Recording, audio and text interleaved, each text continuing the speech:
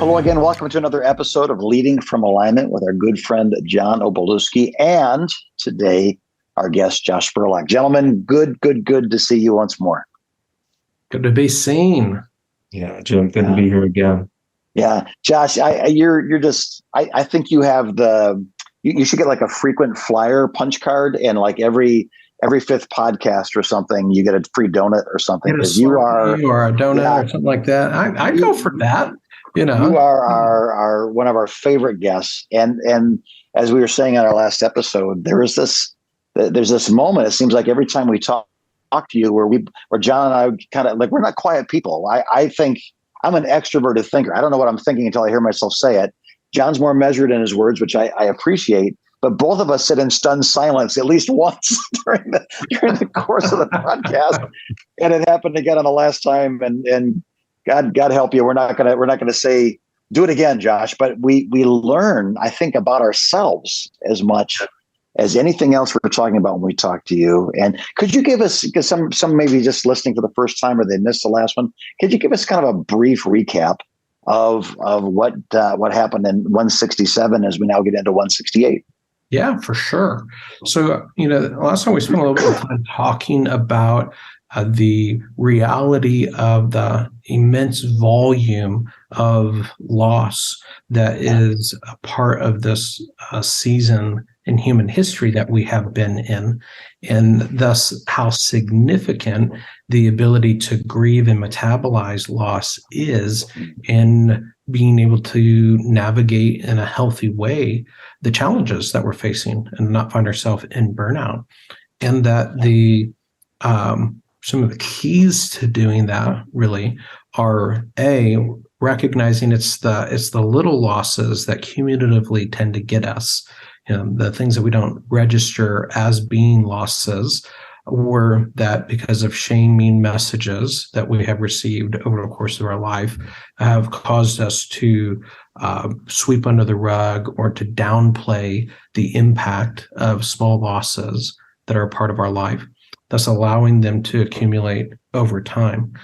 And the key to really changing that dynamic really involves enlisting the community that we have around us by vulnerably naming that tendency to minimize the losses that are part of our life, and giving ourselves and others permission to name the losses that they're experiencing and to bear those with each other, bearing one another's burdens in a way that regulates our nervous system, metabolizes the loss, and allows us to move through that in a very healthy way, as opposed to carrying those things around in a sack on our back until they crush us. Right. And in that moment when you don't expect it, right? It's that one last thing that we just don't have the capacity for. And you say, why'd you get so upset? I didn't wash the car. I didn't put gas in the car. What's the big deal? Yeah. And you realize, well, it isn't that. It's the 100 things before that. Yeah. Adding up. It's the talk radio. It's the frustration at work. It's the disappointment that, something didn't happen you wanted to happen, and now all of a sudden you're a mess. Right on. Mm-hmm. So, again, we talked about the changing things. Where do you see mental and emotional health going?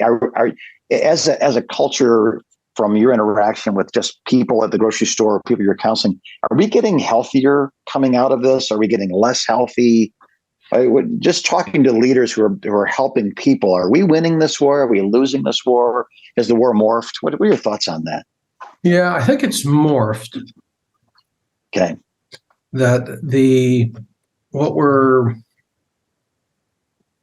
I tend to be an optimist. I think the king is going to win, and he's building his church, and nothing's going to defeat it. And that our God is bringing restoration to all things, and he's using us to do that. And so I tend to look at the struggle and the challenge and go, what is God up to in the midst of this?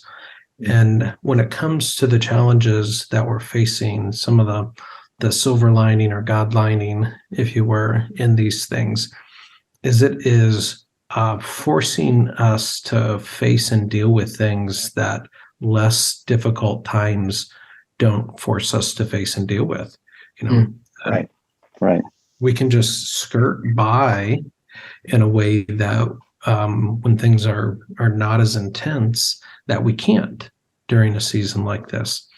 And while that causes some real problems, those problems are real opportunities to find healing and to experience transformation in ourselves in ways that have been undermining our effectiveness in ministry for a long time, but weren't bad enough to force us to do something different. And so we can either come to a place where we throw in the towel, or we can lean into the transformation that ultimately will lead to effectiveness in ministry like we've never seen before on the other side of these things. And that's what I hope we do. Right. That's the optimist speaking, right? Is that whatever we're going through is giving us an opportunity to actually be a lot better at what we do. And so failure today is not necessarily a sign of failure. It's a sign of growth. It's a sign of morphing and changing. Yeah. And lest we fall into that trap of minimizing and whitewashing and spiritualizing kind of the losses, that doesn't mean it doesn't suck right now. Right. Part of acknowledging the grief is all of that is true, and this is really hard right now. This is really disappointing. There's been some real betrayals. Politics have gotten into my friend group and in my board and in our church in ways that I just couldn't imagine that it was going to tear us apart the way that it has. And there's loss in those relationships. I mean, there's just all of that has to be acknowledged and dealt with as well. Can I ask just one question, John? I just a little bit off script, but so let's say all pastors have been through this. John and I wrote a book called "Putting the Good in Goodbye." It's about the comings and goings of people from the local congregational church. Yes. And because it's one thing to say I don't feel fed. That's hard, right? But you did too much of this. You didn't do enough of that. This issue that was social or political or whatever. There's been a real tearing of the fabric of the church. So now we're going to help leaders, pastors, youth pastors, wives, spouses. You know what I mean? That can be in leadership as well. How do we know that we've grieved it? What does that look like to grieve it? How do we know when it's grieved? Yeah. And now we're okay. It doesn't, yesterday's pain is not making me afraid today or angry today, or how do I know that? Yeah. So it requires you to be attuned to your own nervous system and your own self. Okay. Right.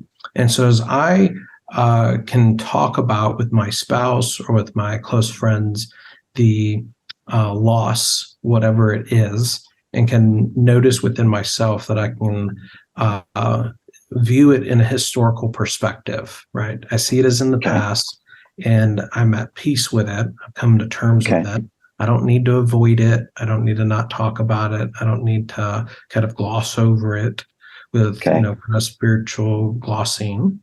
But I can just look it in the face and sit with it and be like, that was really hard, and be okay. I can feel in my chest and my stomach that it's in the past. It's not still alive, that I've been able to accept the loss and come to terms with it. My body tells me that I've grieved it. Versus I talk about it and I sit with it and I feel the knot in my stomach and the tension in my chest, and I just want to get the heck away from the topic or the subject. That's the blaring red light indicator that this is not grieved. This is not through to point of acceptance. It's alive and well in my nervous system, unresolved. One of my team has a saying, and let me just run it past you with your scientific and experience knowledge. He says, if I relive it, when I retell it, I'm not over it. Does that seem like a decent rule of thumb? Slow down. When I relive it. If I relive it, when I retell it, that means I'm not over it. Yeah. Right. And so the reliving it, is it that knot in the stomach and on the chest? Yes. It's alive in the nervous system right now. That's a great way to say it. If I relive it, I'm living it again. It's not in the past. I'm not viewing it like I'm watching an old VHS videotape and remembering what happened, acknowledging it. Yeah. It's like it's happening today in my nervous system, because it is. That unresolved trauma lives in an untime-stamped place within our brain, and it perpetually is in the present until it's resolved. And grief, losses that are ungrieved, live in that space. It lives in the present until it's resolved. There's no timestamp. Yeah. It literally doesn't pass through the time-stamping part of the brain, which is a gift from the Lord. We think about it as a bad thing, but it means that bad things that we've experienced that haven't yet been able to resolve, there's still hope for them. They're still malleable. They're not like locked in and I'm going to be stuck like this forever. It's untime-stamped. It's malleable in the present. Would this be one of the reasons like a first responder, police officer, combat veteran have a higher suicide, depression, addiction rate? Because they're still in Vietnam, if you will, or we'll make it. They're still in World War I, so we're not talking about anybody in general. And Vietnam, Iraq, or in natural disaster kind of trauma, or family emotional trauma, or in your church trauma. Gosh, when you're betrayed by a close colleague or friend, that's attachment trauma is big, or infidelity in your relationship. John, would you agree that fellowship trauma is probably one of the more painful experiences that I've experienced personally? I have family members that have passed away that I have grieved, but I'm not mad at them for passing away. Versus I'm really wrestling with. It's more of a divorce than a death when that happens in a church setting. Right. It's awful, and you're afraid. You're afraid to love the next guy because of what the last guy did to you, and now you're impotent to be what God's called you to be. Yeah. So Jim, I was in front of a group of pastors last night, and I asked them, "What are some of your biggest disappointments or pains in ministry?" One of the ones that made it on the whiteboard last night was saying goodbye to people. And they didn't mean saying goodbye to people who were dying. It was saying goodbye to people who were leaving the church that they pastored. And as I reflect on my years as a lead pastor, I do believe that's right up there at the top of the most painful experiences that I've ever had as a pastor. And so, yes, I agree. Can we talk about that for just a moment? I was going to say, go ahead, Jim. Can I? Yeah. Well, so what I'm hearing from the last podcast and this podcast, right? So him sharing that and me sharing that just helped both of us by not saying, aren't they bad people? By saying, doesn't that suck? That was helpful to both of us. So keep going. What else do we do now, Josh? That's what I want to do. Just identifying that reality. Let's use that as a case example for a moment, just to think about what does grieving look like in that scenario. And one of the things that causes us to get stunted in that grieving process is the shame message from the enemy that would suggest that if we really loved people, if we were really Christ-like, if we were really spiritual, if we were really whatever, what we're supposed to be, we wouldn't feel the things that we are feeling. Right.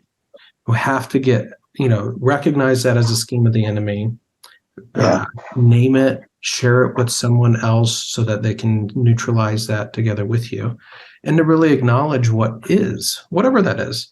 I can tell you what's likely to be in there, but we're not looking to try to feel what Josh tells you to feel, but instead to attune to your nervous system and recognize what you do feel, and that to be pissed. Can I use pissed? Is pissed acceptable on this podcast? Yes. And that now you can blurb it out, at some point, and that. But to be angry. Yeah. That anger is a part of grief and recognizing loss, regardless of the circumstances around it. That's just part of this hurts, and this is a loss here. So to being able to acknowledge that, I'm really angry that this person's leaving. I'm really disappointed with them. Right. This is not, what I expected of them and not what I wanted for our relationship. And I'm sad, it hurts to see them go in this. Josh, when I'm thinking about those moments where I've been on the other end of that with a pastor, and I feel like saying, I at times I feel if I said, that really stinks, And I do say that. Mm-hmm. And I know that really hurts. And I'm really sorry that you're going through that. Mm-hmm. There's a little voice in my mind saying, okay, you got to add something hopeful or optimistic to that in order for that to be a good conversation. No. Can you help us? Help me with resist with all your might. Yeah, right. No, that's what they say. Just bear it with them. Right. It's pruning. Don't tell them why they shouldn't feel what it is they're feeling, or why, something that just bear it with them. Just hold it with them and be with them in it. That is what bearing one another's burden is about. And it's powerful and it's transformative and it enables us to grieve and move through it.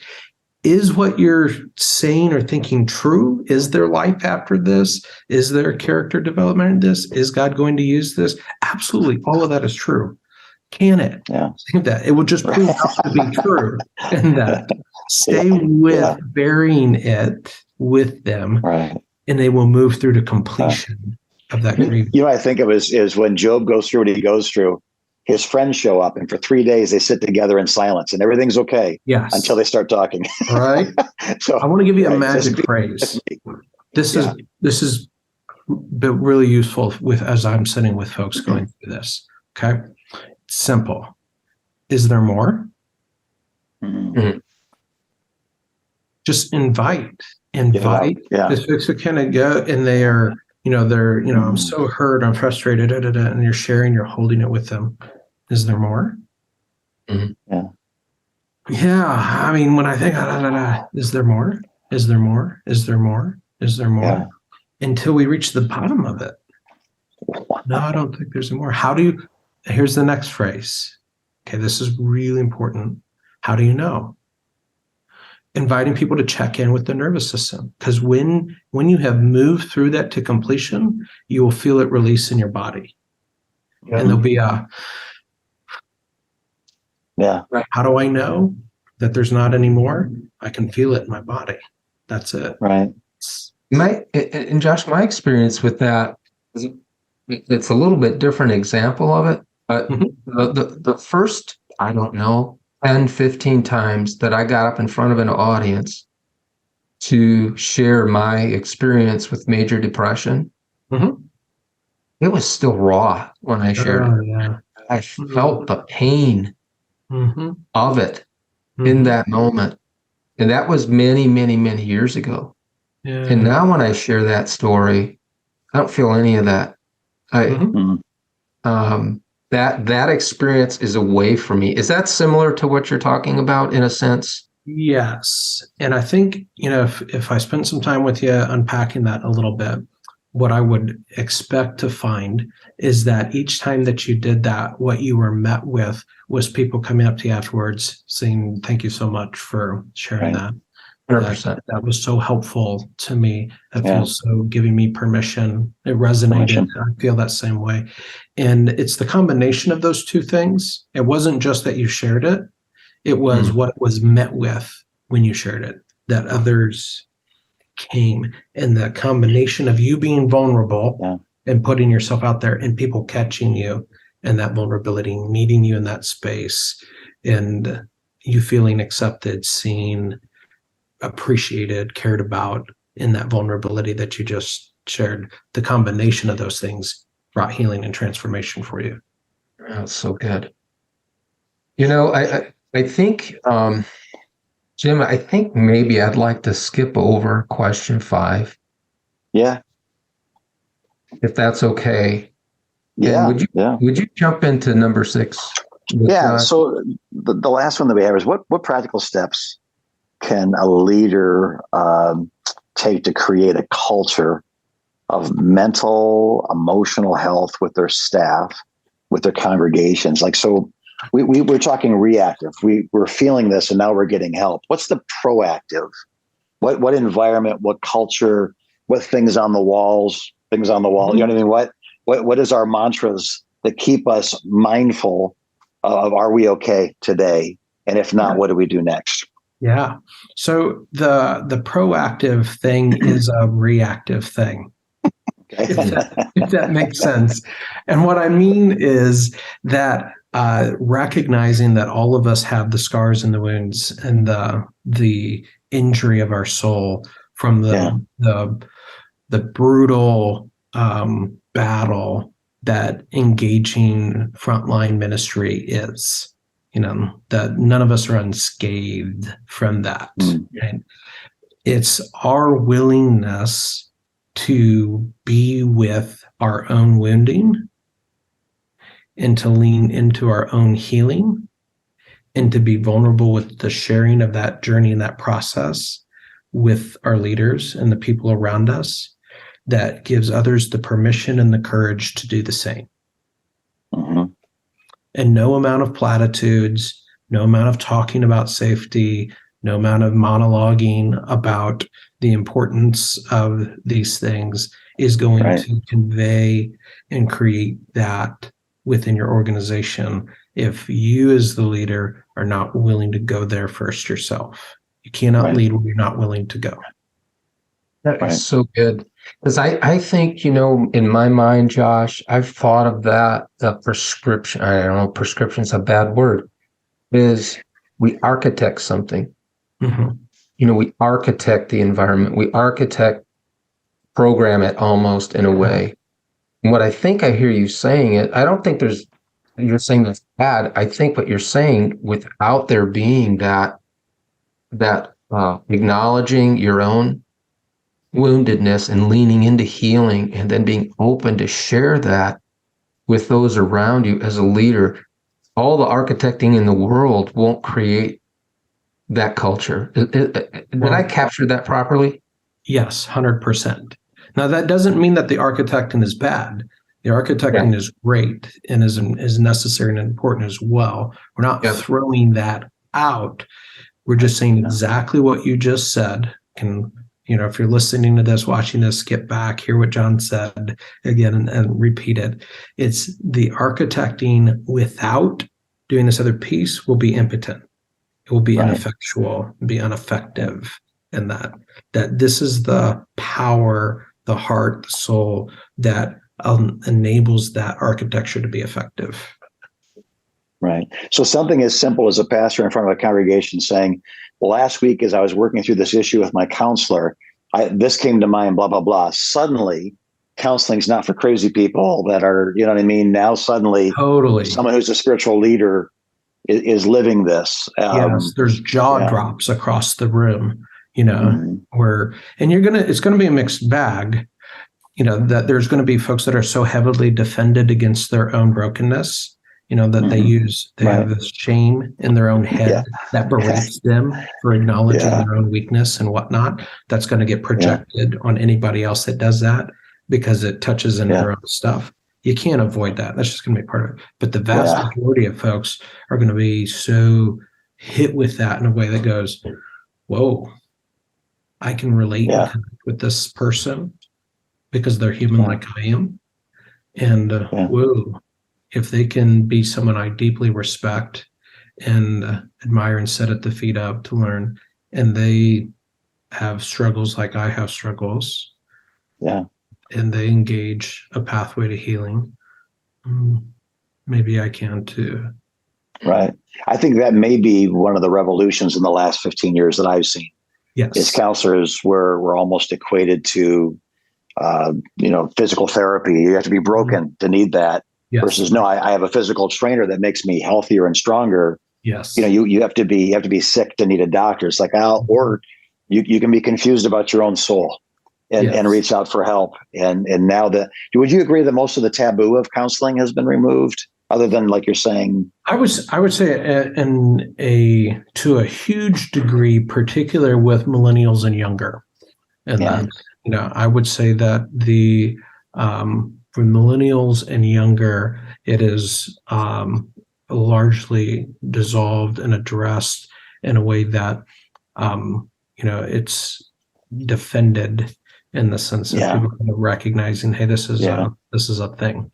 There's still a bit of struggle with older than that millennial generation kind of coming to terms with it, which is what creates some difficulty And given that a lot of folks that are in the senior leadership roles, a lot of times are of that little bit older generation, and so they're maybe having difficulty, empowering their staff or in their team to be able to acknowledge these things. They're reticent to engage their own work. They're of a generation where showing vulnerability or communicating vulnerability is weakness, and the leader is supposed to be detached and kind of above those things a little bit and not share that with their staff. So there's a battle there that is the battle for the culture of our churches. And when we lose that battle, the culture gets real unhealthy, and you lose the respect. I've seen it. And your younger ministers that are not super dysfunctional, that don't have dad baggage that reflects that of the leader of that church, and so they know how to relate to it, and so they stay bail and are going some. Right there. Yeah. So, Jim, why don't you bring us home? Before you do, Josh, can I just say thanks again? Appreciate you being with us. Been so rich, been so rewarding to spend 2 podcasts with you. And again, I'm excited for the audience the Lord has allowed us to have, to hear this, to watch this, and to be benefited by it. I'm so glad to be here. It's a real joy for me. Right on. So Josh, once again, if someone did want to reach out to you or some of the people on your team, how would they go about connecting with you? Yeah, they should just jump online, plug into your web browser, whatever that is, mycounselor.online. It's mycounselor.online. And there you'll be able to find out about our mental health memberships, where you can kind of join both preventatively as well as if in a time of crises, and kind of do your own work. Right on. Love it. Thanks. And John, as always, if they want to hear from Converge or we can help them in any way, it's convergecoach.com. And there's a half hour that we can spend helping them in any way that Converge helps people. And I think you said it really well on the last week's episode. And that is, if we can't help you, we won't pretend that we can. We will send you to people we know that do a great job in that area. We're networked with a lot of other ministries and businesses and professionals that do great things. And our goal, all of us, all 3 of us, we're just hoping, we're praying that today's conversation is helpful to many, many people.